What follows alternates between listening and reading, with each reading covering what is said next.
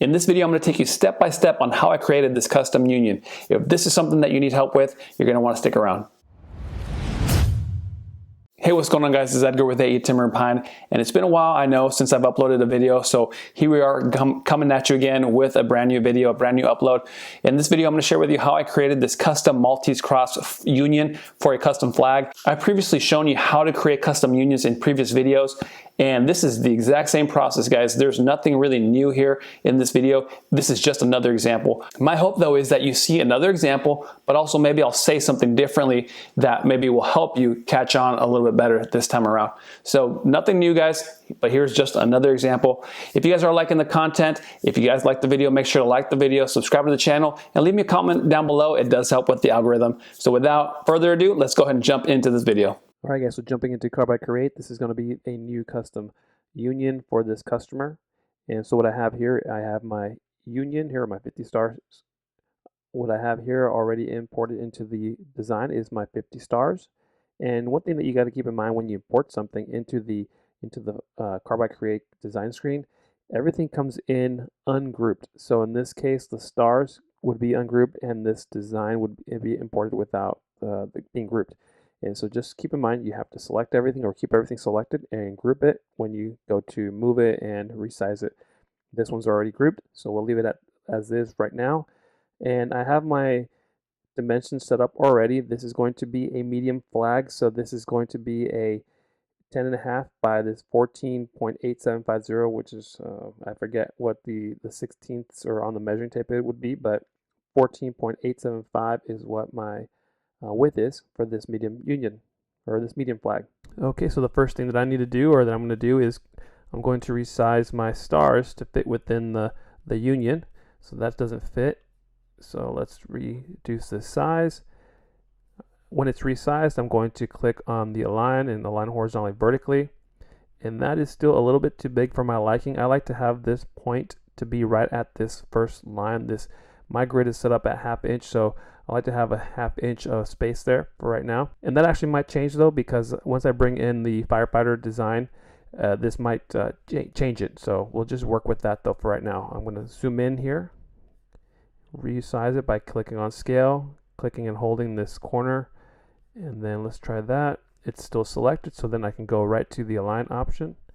And that's actually pretty good right there. So I'm going to go ahead and leave it like that. The next thing that I'm going to do is I'm going to bring in my design. I'm going to get this design to fit within the stars, and I like to have my designs not cut into this first row and this last row of stars. So when I resize it, I want it to be big enough to still fit a good portion of the union, but not too big where it cuts into the stars.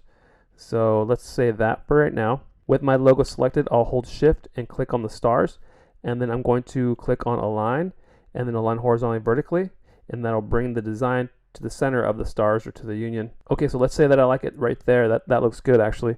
What I'm going to do now, and what may alter this overall size of the design, is that I have to create a offset. I have to create an offset of this logo. So I'm going to click on offset, and the offset direction is going to be outside. And let's just go with this 0.25 distance, or this distance of 0.25. Let's just try that for now. And that actually looks pretty good. So that worked out good. Usually sometimes I have to mess with that, but we'll go with that 0.25. What you can see here is that not only did it create this offset that I want to keep this outside offset, but it also created offsets within the design, such as here and here. I don't want those. So I'm going to, as it is right now, I haven't done anything, but what I'm going to do is I'm going to hold shift, and then I'm going to deselect this outermost vector or this outermost offset, and just keep the ones that are inside selected. And now I can click delete on my keyboard, and that gets rid of everything. The next thing that I'm going to do is I'm going to select my stars. I'm going to hold shift and select the outside offset, that offset that I just created. And then I'm going to click on Boolean subtraction, which is this guy right here. I'm going to click OK. And that's going to cut away or cut these stars. As you can see, the blue is what's going to be left behind. It's going to cut these stars here, here, here. And we'll just click OK. So let's focus on this guy. We can see it happening.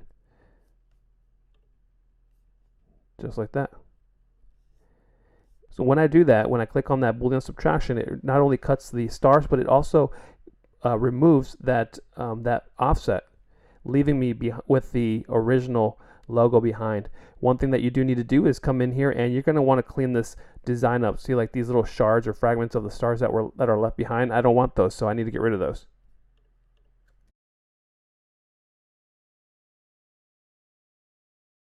And it's up to you to decide how much of the star you want to have left behind. Like these fragments, I don't want these for sure. And in your design, you may want to keep these larger ones, but I'm going to get rid of them.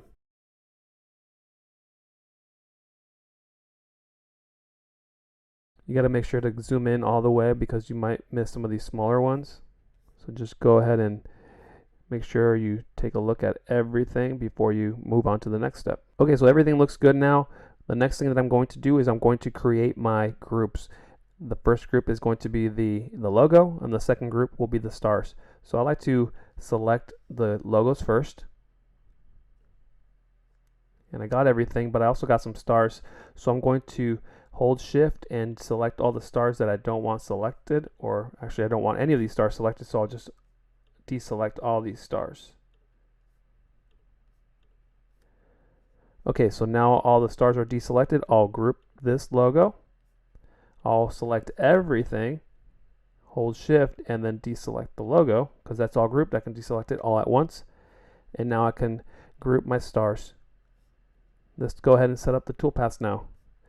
My stars are easy. We're going to use a V-carve. Okay, and I'm going to use my 90-degree V-bit. I've actually started liking my 90-degree V-bit. I'm going to speed this up to 80-90. A depth per pass of 1.5 or 0.15. And then the max depth is stock bottom. We're going to have to update this because this is going to be 3/4 inch material. So let's go ahead and do that real quick because I didn't update that from the last project. In the setup screen, we're going to go ahead and update this thickness to 0.75. Click OK. We're going to come back to the toolpaths, edit this toolpath, click on stock bottom. That now allows it to determine itself how deep it needs to carve. Click OK. We're good with that. Now we're going to select our design here, our Firefighter design, and I like to use the advanced V-carve, so we're going to go ahead and select that one, use current selection. I am going to use the 1/8 inch end mill.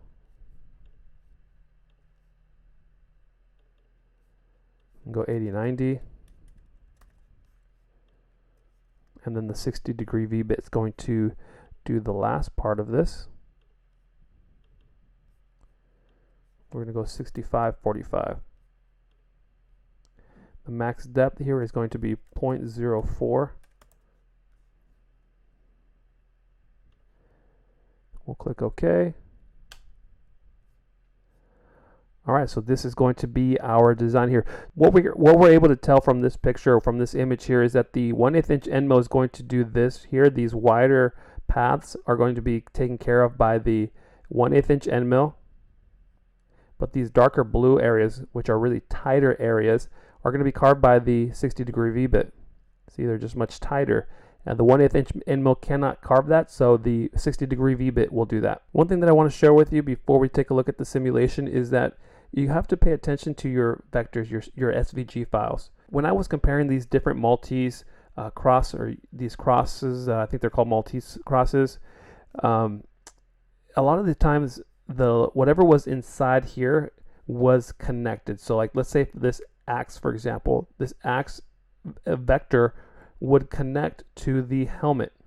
This flag would connect to the or this ladder, excuse me, would connect to the helmet, and this piece right here would be all connected. So you wouldn't get when I would carve that, if I were to carve that, you wouldn't get clear separation and distinction of what these pieces are. So you want to make sure that when you look at your file that there is clear separation between your vectors and they're not overlapping or connected. And it's just something that you're going to notice as you get more practice, that you want to have this separation of vectors to be able to get you the clear image. Alright guys, so let's go ahead and send this up. So let's go ahead and take a look at that simulation now. Okay, so here we go. We have a really good simulation ready to go. So let's just go ahead and send this off to the machine, and I'll show you guys some video montage.